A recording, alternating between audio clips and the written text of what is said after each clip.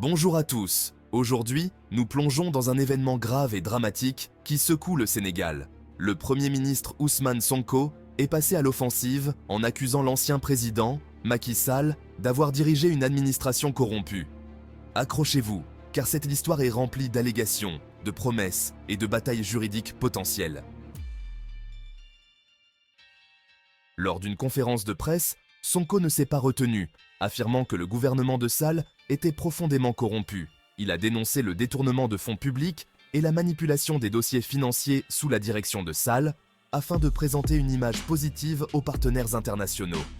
Sonko a spécifiquement critiqué les emprunts excessifs du gouvernement précédent et son manque de transparence, affirmant que cela a créé un terrain fertile pour la corruption. Ces accusations sont énormes, et le peuple sénégalais observe attentivement. Elles représentent un défi direct à l'héritage de Sall et font parler tout le monde. La grande question est de savoir quelles preuves Sonko possède-t-il. Et s'il peut prouver ces allégations, quelles seront les conséquences juridiques? Passons maintenant aux promesses de changement. Sonko et le président Bassirou Diomaye Faye, qui a pris ses fonctions en mars, ont fait campagne sur une plateforme de changement radical. Ils ont promis de nettoyer le gouvernement et de privilégier la transparence.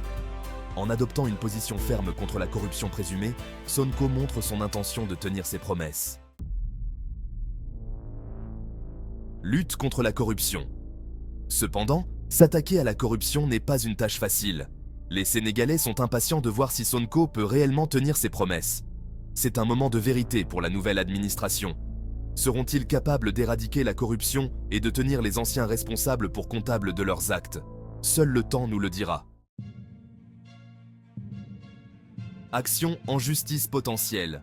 Comme si les accusations ne suffisaient pas, le potentiel d'action en justice ajoute une autre couche de drame à cette histoire en cours. Le ministre de la Justice, Ousmane Diagne, a déclaré que les conclusions de l'examen financier suggèrent une possible activité criminelle. Cela signifie que le gouvernement envisage des enquêtes judiciaires sur l'ancienne administration. Si des accusations sont portées contre d'anciens responsables, ce sera un test majeur pour le système judiciaire sénégalais.